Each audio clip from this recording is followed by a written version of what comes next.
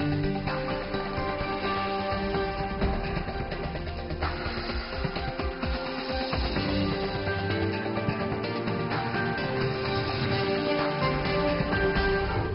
today's World Insight with Tian Wei, how do you solve a problem like Brexit? Britain's Prime Minister caught between a rock and a hard place. More talking will not change the questions that need to be settled. And what are the biggest challenges to China's equity market? A government advisor sheds some light. To allow the market increasingly to play its own role.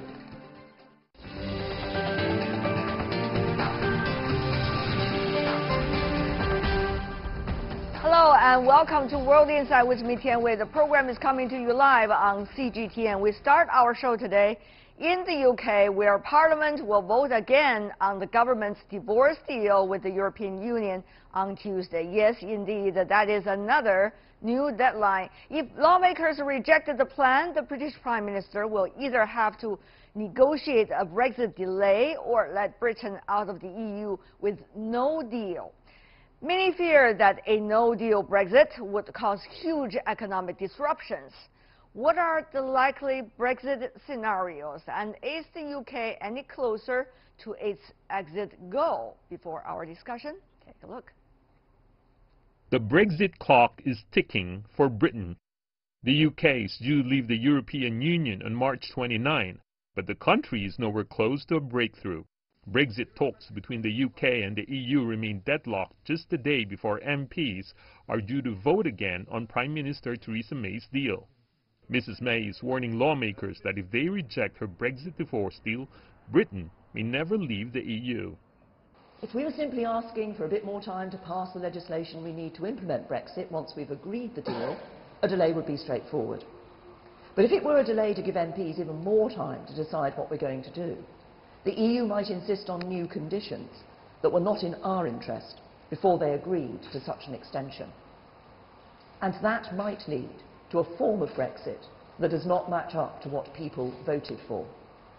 It could mean no end to free movement, no ability to strike our own trade deals, no end to the big annual payments, no taking back control, which is what the British people voted for.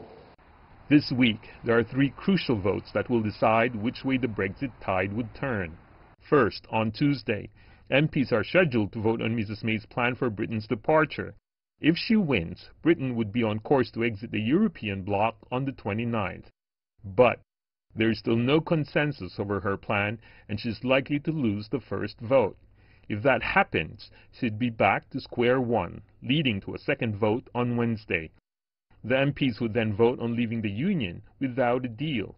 Experts say Parliament is expected to reject this possibility too, as it would likely be economically catastrophic for the UK. Staunch Brexiteers would back this vote, but they don't seem to have the necessary numbers. A second rejection would open the possibility of a third and final vote on Thursday, when lawmakers would decide whether to delay the exit date. An extension would require a separate approval from the EU. Observers say a delay is among the most likely scenarios, but critics point out that extending the deadline still leaves the Brexit puzzle unsolved. There are many questions that remain unanswered.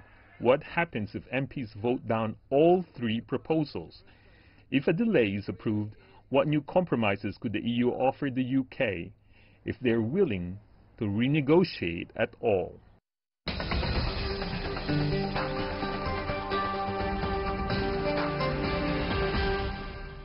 For the latest discussion on Brexit in London, we have Ian Begg, a professor at the European Institute and co-director of the Durrandor Forum of the London School of Economics and Political Science. Welcome, sir. In Brussels, we are joined by Fraser Cameron, senior advisor at the European Policy Center in Brussels. Thank you, sir, for joining us. And in Beijing, Cui Hongjian, director of the Department for European Studies at the China Institute of International Studies. Gentlemen, welcome to our program. I am almost losing track, Professor Begg, of all the deadlines and the possible deadlines to come in the future. Help us to understand exactly what we are talking about when we are illustrating and mapping out these deadlines. Well, the first important deadline is the 29th of March, which Yes. is barely 400 hours away, never mind days. And that's the one that is because Britain triggered the process for leaving the European Union, known as Article 50, nearly 2 years ago, and the treaty prescribes a 2-year deadline. Now, there is the possibility for that to be extended by agreement of both sides, which is the third vote that was mentioned in your piece. I think it's likely that will occur, that both the European side and the British side will say, we cannot solve this in the next 400 hours, therefore we have to go ahead with delaying it. And in fact, former Prime Ministers have come out and said this. Sir John Major has said it a few days ago, and today the LSE has published a blog by Gordon Brown saying the same thing. We Right. need an extension, otherwise it's going to be chaos. But Mr. Cameron, of course, we've also heard quotes coming from the French EU minister. When being asked about an extension, she answered, an extension for what? What to come in the future, even if there's an extension, obviously she's trying to say. Mr. Cameron, do you think a lot of the other capitals really pin a lot of hope about what London can achieve? No, it's a pretty good question. What will an extension achieve? I mean, the plain fact is the British have not been able to secure a parliamentary approval for the deal that they signed up to last year, and therefore the other member states are saying, well, it's pretty chaotic in London, in the Parliament. We must be pretty sure that the Parliament will approve any deal before we can think about making any changes. And at the moment, Parliament is all over the place, as you explained in your piece. So until the chaotic situation in London is resolved, I don't see the EU moving at all. Professor Begg, you want to respond to that. Can London be able to, shall I say, clean its own house and be able to present itself, at least apparently as a whole, to Brussels? Well, the reason for the chaos is that Theresa May set out in this negotiating process with what's called red lines, the things that she was not prepared to compromise on. And once she did that, she limited the space for negotiation on a future relationship with the EU. The deal that she secured respects her red lines, but it's loved by nobody. So the thing that has to go is her red lines before you can make progress on this. And that does require both compromise from the British side, but then a willingness on the European side to reopen discussion. And that is the principal motivation for extending Article 50, is to break down these artificial barriers that have made it impossible to secure a deal. Well, Mr. Cameron, even though Professor Begg said that nobody likes it, but after all, she is still the Prime Minister of Britain, and she experienced several earlier votes, whether she will be off from that job or not, and eventually she survived. So obviously, Britain still supports this leader, at least for now. So can we blame her, just one person, for all the mistakes? Is it fair, Mr. Cameron? No, there's several people you can blame, starting with David Cameron. But the point is, the leadership of the Conservative Party is now wide open. She's basically a lame duck. They're all circling her corpse, waiting for the moment to strike. She's no authority left in the British Parliament or the British country, so it's really a chaotic scene. And extending the deadline, you have to ask yourself, well, as Professor Begg said, would the Parliament accept going back on these red lines? Because if you accept British membership of the single market, it means accepting free movement of people, and that seems to me anathema to the majority of the Conservative Party. Mr. Cui, you've been attentively listening to your two colleagues from the European continent, and of course you come in as an observer of the next step to come. Optimistic at all? It's difficult to say we could be optimistic for the result, for the outcome for the forthcoming vote, especially a clear or orderly or smooth Brexit process will that's happen. Too many adjectives for the reality, please, Mr. Yes, Cui. exactly. So I think that now the major problem for this issue is now the Brexit is not Brexit itself. It is entangled already with political struggles between the different parties between the different member of the Conservative Party in UK. So I think, yes, it's difficult for us to understand once we have extension of Article 15, Right. there will be another half year or even 1 year more time. So we could not imagine that in another half of a year, it could finish the negotiation. Wow. Because we have Britain and the EU already spent nearly 2 years.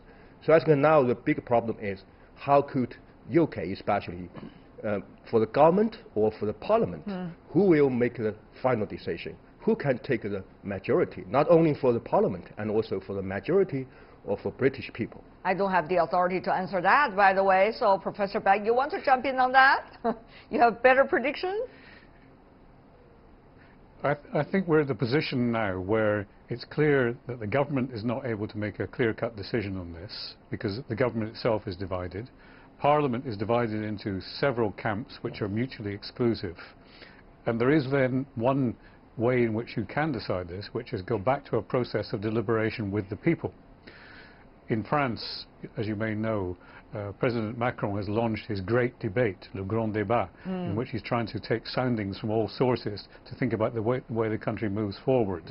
And there is now a groundswell in this country for having something similar, consultations in each region among different groupings, unions, employers and so on, as a way to test what the country as a whole wants, and then to say, after that process of deliberation, either Parliament decides or it has to go back to a second referendum of the people in which the final decision will be made. Without that kind of process, I can't see a way out of this logjam. I see. Mr. Cameron, of course, the Brits might be enjoying themselves, so here I use a quote mark, of course, doing their stress test, but Brussels, does Brussels have to be a play companion all the time?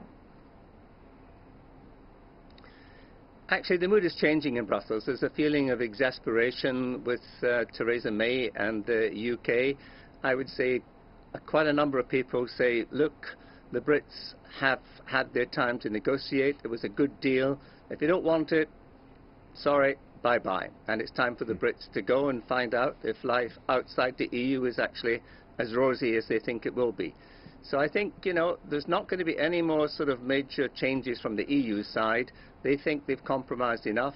It's the Brits who actually wanted to leave, so they must decide what they actually want to end up doing. But Mr. Cameron, I have to point out that this is a negotiation, isn't it?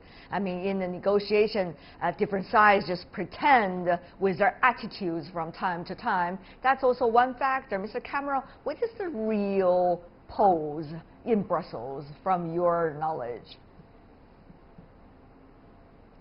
Well, it's not really a negotiation when it's, you know, one member state leaving. I mean, the leverage is actually all on the EU side. It's the same when a country wants to join the EU. You talk about negotiations. It's not negotiations. That country has to accept all the EU rules and regulations. So when the country leaves, it's going to be pretty cold out there unless they basically align themselves as close as possible to the EU. So that's what's under discussion just now. It's not a real negotiation in terms of, you know, how you would actually work out any future arrangement. That's still to come, by the way. People think that next week, if you get a deal, that's the end of it. It's not. It's actually only the beginning of it, because Britain will be locked in negotiations for the next 10 years with the European Union. Right. Professor Begg, before I go to other topics, I really want to ask you about that too, which is the more struggle, inner struggle Britain has, the belittling process, it seems, that Britain is presenting itself to the rest of Europe will continue, and probably even more. And that is going to have a big collateral damage on the negotiation power, if we could still use that word, between London and Brussels, one have to argue. Well, I agree with Fraser on this. You do realise you're speaking to two Scots in Fraser and I, and we see this from a slightly different perspective from the English, that what's going on here is a very asymmetric negotiation.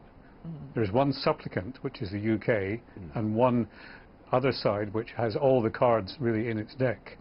And in this case, The register of red lines that Theresa May has set up is to say we must respect the result of the 2016 referendum. She's taken that as an untouchable political fact. Now then the question that really should be posed is, the referendum that gave rise to Brexit occurred nearly 3 years ago.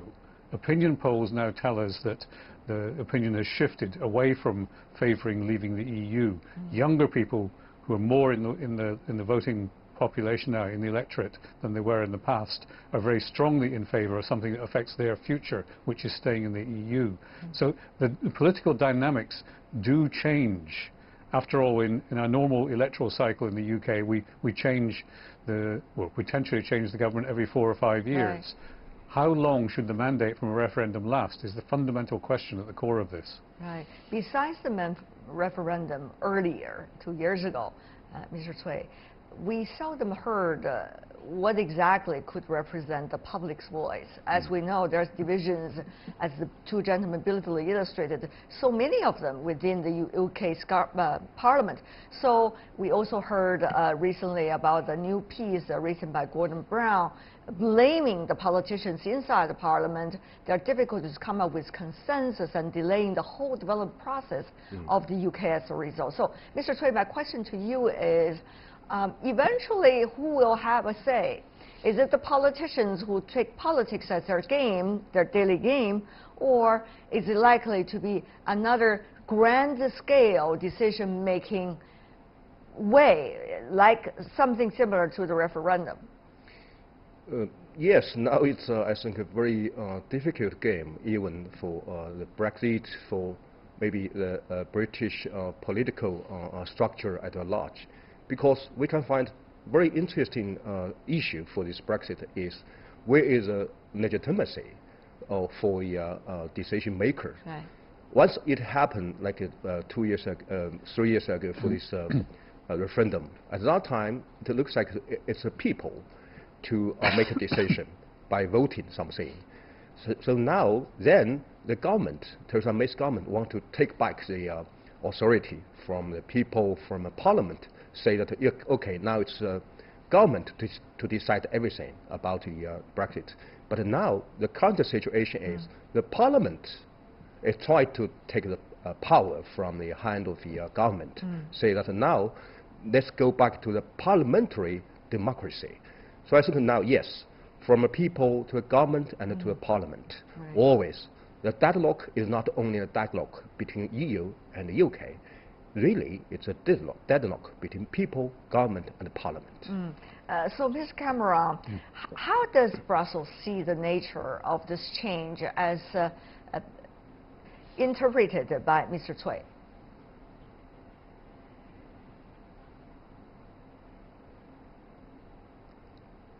How does Brussels view what's going on? View the relationship between the public, the government, led by the Prime Minister, and then the Parliament. How is Brussels likely to play the cards among the differences between these three different factors? Well, the point is you've got 27 member states who are all members of a club. Inside that club you have certain privileges and you protect each other. And when one member decides to leave, they're obviously not going to get any sort of special favours. Now, as regards how you deal with the UK, you have to deal with the government of the day. I mean, obviously people here following the debates in the media and the Parliament, but ultimately a deal has to be signed by the government. And the government, as Professor Begg said, is divided, it's weak, and therefore until you get a UK government able to command a majority for a policy in the House of Commons, it's very difficult for Brussels to do anything to influence that. They're actually in a waiting game now. Will the business community particularly suffer as a result of this? We've already been reading some of the so-called short-term effect on businesses. Those who have contingency plans looking at March the 29th seem to be having also some problems compared to those who do not, because you possibly will have an extension of the deadline. So one unpredictability after another, whether you're prepared for it or you're not prepared for it, both are a question, isn't it? Quoting Shakespeare. you want me to answer that one? That would be perfect, Professor Begg. The business community hates uncertainty. Uncertainty is being introduced into the system by the fact that we have the uncertainty over the date of Brexit, the uncertainty over the future relationship, and you see this translating into a low level of investment in the economy. Britain has the lowest investment rate in the EU after Greece, which is not exactly the most stirring example. We also see a slow process of attrition where jobs, other forms of economic activity are leaving the UK. In fact, there was a study published this morning that suggests that in the financial sector, as much as £1 trillion worth of assets has left the EU to other places like Dublin, Frankfurt, Paris and so on. And to put that in context, £1 trillion is roughly half of 1 year's GDP in the UK. So the risks are all on the downside for the business community, and they don't like it. They want this to be settled, and settled in a way which preserves the trading relationship with the rest of the EU. As a result, Mr. Cameron, will the businesses escape to the other capitals on the European continent, or still the UK is very attractive until it's not? Yes, I mean, a good example is the Japanese. I mean, to my astonishment, the Japanese government sent a memo to the UK shortly after the referendum saying, hang on, you promised that if we come and invest in the UK, we would have automatic access to the single market. Now you've broken that promise, and they've kept up this pressure right up until a couple of weeks ago when Jeremy Hunt, the Foreign Secretary, and Liam Fox, the Trade Secretary, pleaded with the Japanese government to finalise an FDA deal, which is impossible, of course, in the 2 weeks. So the British government thought they would get about 40 trade deals in place by the time of Brexit. They've got 2 with the Faroe Islands and with Costa Rica. So, you know, it's an illusion to think that somehow leaving the EU means taking back control in a meaningful way. It's going to be a painful lesson for the EU, but at the moment, other continental cities, countries, are actually benefiting short-term from the flow of investment jobs away from the UK to the continent.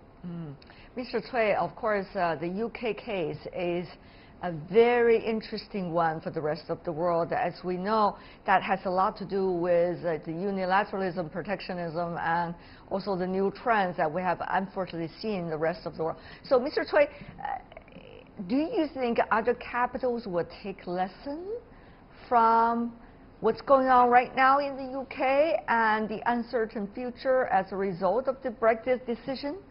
Or this is going to be just one of those stories you're going to see on the headlines a lot, while others will continue to fall into their own trap that they created themselves? Well, I would like to say to know something or to hear something from London, also to do something by itself, it's a very different two things. As we know now, yes, we can find so many, different or various factors from the Brexit process, including the a kind of populism, a kind of nationalism, a kind of maybe even isolation from outside world. But even now in other, especially European capitals, we can find out almost the similar, drama are playing. I think that yes, now different countries they do have different concerns, different challenges. But I think that yes, we could get some very, very serious lessons from the Brexit, which means that firstly we need to find out maybe what's the real interest for country, for people, and then how could we find out maybe a order for the power, and we could find out a more rational mechanism for decision making. All of these tasks are easy said than done. Well, the UK is in a boiling water that it created itself in order to figure out what kind of future they want. Professor Begg, Mr. Cameron, and Mr. Cui, before we go, very briefly from every one of you, what can we expect until March the 29th? I'm probably a little bit over that time. Professor Begg, you want to put your bet here? My bet would be that Theresa May will lose the vote tomorrow, and that will trigger an extension of the Article 50 negotiating process. The big question then is how long that extension is. Some are calling for it to be not just a couple of months, but over a year, with all the problems that that will cause. All right. Mr. Cui? I agree with Professor Burke because it's not a, rational choice or option for the Brexit. It's I think the only way to find out the approach of softer landing of the Brexit process. I see. Mr. Cameron, last but not least. I think there will be an extension, but it should not be more than 3 or 4 months. Otherwise, you get into very difficult legal arguments about participation in the European Parliament elections and the budget, etc. So I think a shortish extension, but ultimately the British Parliament is going to be forced to take a decision sooner rather than later. Fraser Cameron, Ian Beck, Cui Hongjian, what a pleasure, gentlemen, to have you on our program for this discussion. One after another deadline. Thanks to your insight, we'll be able to catch up with all of these latest developments. Thank you once again. And you're watching World Insight with me, Tian Wei. Still to come on our program. What are the biggest challenges to China's equity market? A CPPCC member or the government's advisor shed some light right after this break.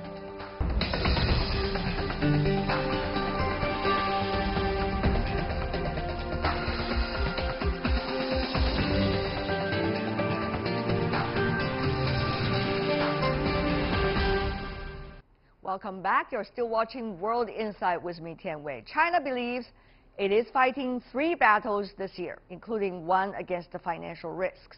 However, it also needs to maintain space for market vitality. How should China do it, and do it well? At the sidelines of the annual political meeting in Beijing, I asked Charles Xiaojia Li, a CPPCC member who's also the chief executive of Hong Kong Exchanges and Clearing. Mr. Li started his answer by providing Hong Kong as an option, and from there he identified some things that policymakers must do.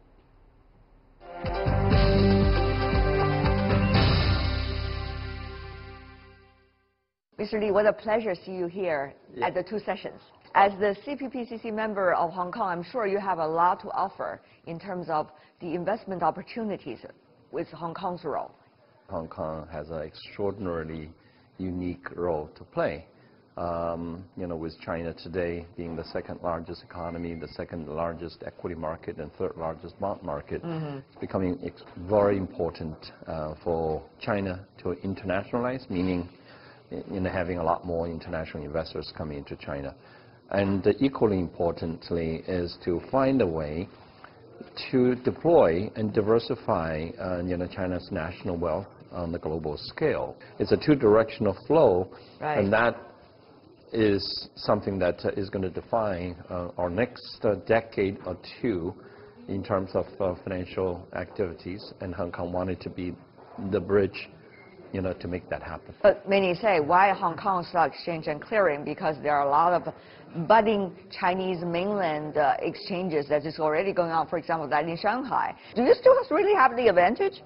Absolutely. Obviously, people can directly come here, and China will directly go over out. They don't necessarily everybody have to go to Hong Kong. But the issue here is that China's market now, the market structure is such that it's becoming increasingly different. How? How they are different? That's something very simple. Everywhere in the world, you can trade on T-Day, you settle and clear on T+2, meaning that if you like a stock, you can buy. 2 days later, you put your money in. Or if you wanted to sell a stock, you can put the stock later on into settlement. China, everything has to be done on that day, which means that you have to have money in your account before you can buy, right. And you have to have securities in your account before you can sell. That system reflects a particular way of China looking at risk management. But vis-a-vis the global standards, which you could argue which is better or which is not, it doesn't really matter, it's different. That difference, the foreigners are not going to change in order to fit into China. The Chinese are not going to change in order to accommodate them. Hong Kong is the converter, is the translator, is the 220 volts to 110 volts, so that nobody have to change, but you're able to trade because you're able to settle and clear in the home market and let the infrastructure players like clearinghouses to make sure the two systems can actually talk and work together. And Hong Kong is uniquely capable to provide that. In the government work report, the central government is planning to build more multiple layers of the capital market. How do you interpret that? There are different stakeholders in the capital market, and you have the issuers who need the funding, and you have the investors who want to put the money to work, and you have the regulators in the middle. And sometimes, our market is only 25 years, so there are a lot of things that that need to be sorted out. And like what? Well, China market is very different in the sense that everywhere else, institutional investors are the mainstream investor base, but here you have mom and pops on a very large scale. When you have that kind of investor base, it's a challenge for the regulator. Do you adopt a buyer, be responsible on your own kind of approach, or you're saying, well, this are unsophisticated, mom and pops that need a lot of protection, so government is becoming very intrusively involved. And I think while that is intended well, but sometimes they create a particular moral hazard and particular investment culture that is making it difficult for the market to properly function. And as a result, the constant interferences, which are motivated by pretty lofty ideas and considerations, ended up distorting market relations. But how to get that out of the market, but still allowing the government to find a way to say that our investors are more vulnerable, and that there is a way for us to invest and to protect them. But how to protect them without distorting the market functions? It's an arts, it's not a science. And it's an art. Yeah, it is a big art, and there's no real wrong answers and right answers. But at the end of the day, the regulators, the government need to understand that something has to give. You can't really have everything free. Whatever, if you wanted to do this, here's going to be the cost. Yes. If you want to do that, it's about balancing act. It's a trade-off. And I think increasingly, I believe that the regulators and the government and the whole market have come out to believe that the trade-off is to allow the market increasingly to play its own role and allow all the other considerations to become secondary. Fluctuations happen daily at stock markets around the world. However, as global unpredictability rises in a time of transition, how do businesses read the vulnerability these days? Mr. Li also shared his thoughts with me. A lot of factors having an impact on the daily running of stock exchange these days, particularly when it comes to performances of companies.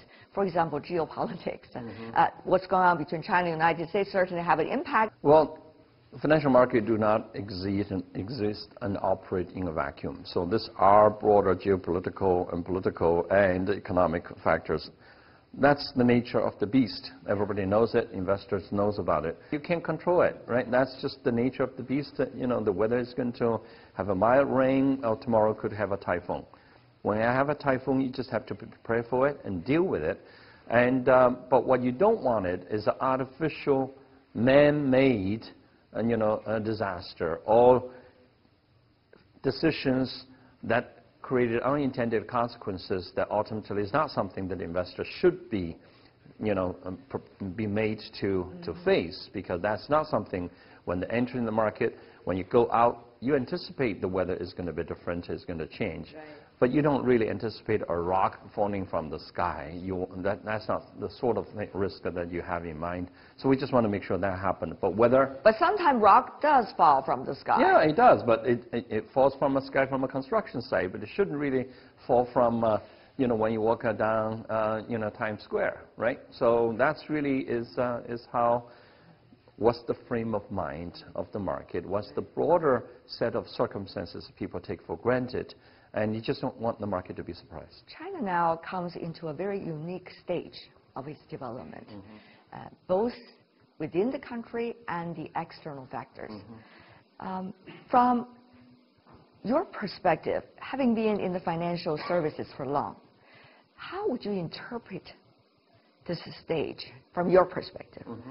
And therefore, what kinds of factors are you really looking at in order to make sure we can go through this period relatively smoothly and lay a good foundation for the future? Yeah, I think if you think about the key differences in the broader structure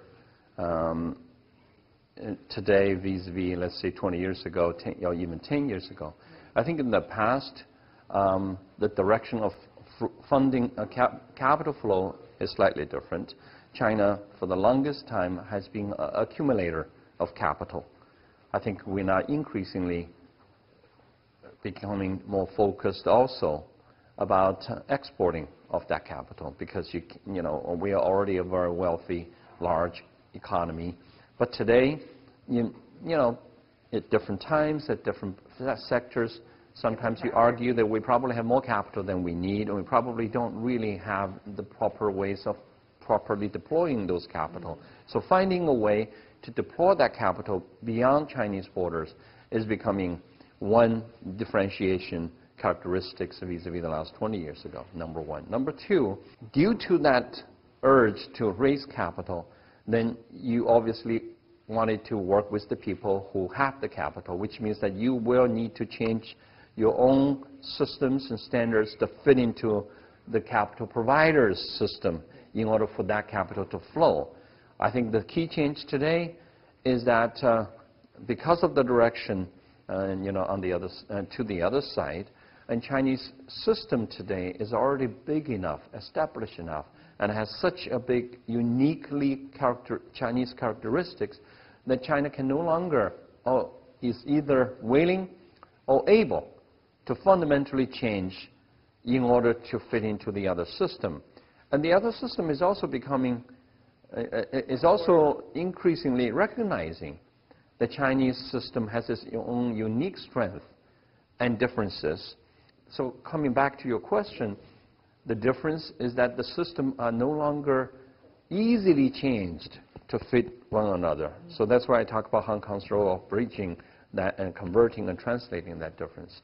So I think that's probably too, the direction of capital, the nature of the two market, are the two big decision factors that define 20 years ago vis-a-vis today, which means that today's China, the reform is not about a single mind, one directional change.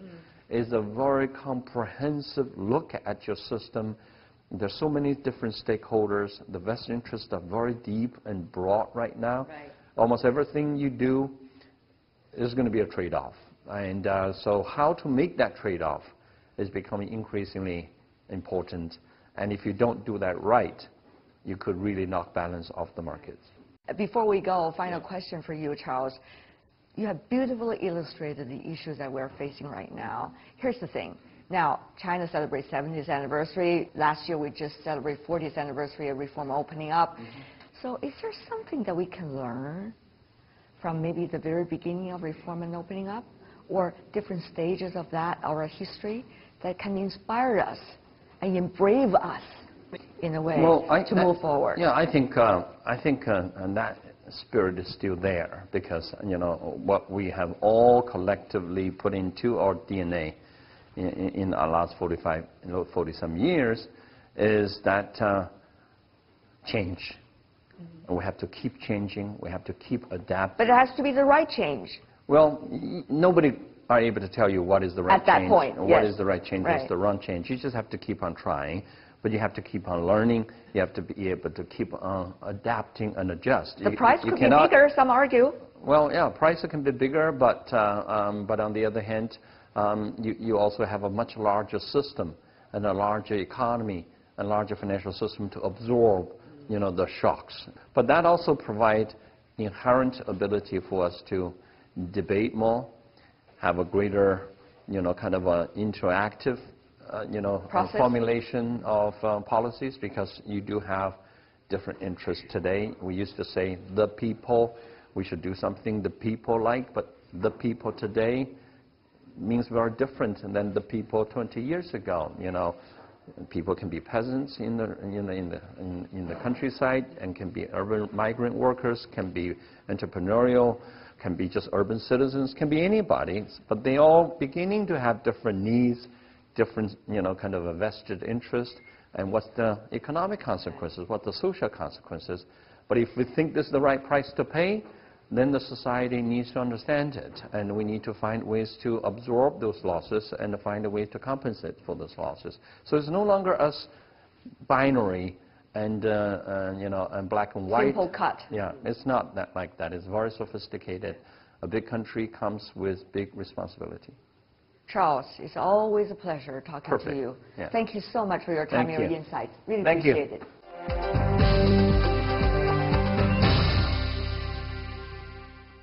Charles Xiaojia Li, that's the Chief Executive of Hong Kong Exchange and Clearing. And that is all the time we have for today. If you'd like to see more, try to find us World Insight CGTN into your search engine. Check out our YouTube channel. Follow us on Twitter, Facebook, and Sina Weibo. From me, Tian Wei, and everyone on the World Insight team, thanks for watching. Tune in again next time for more insights across China and around the world. Good night.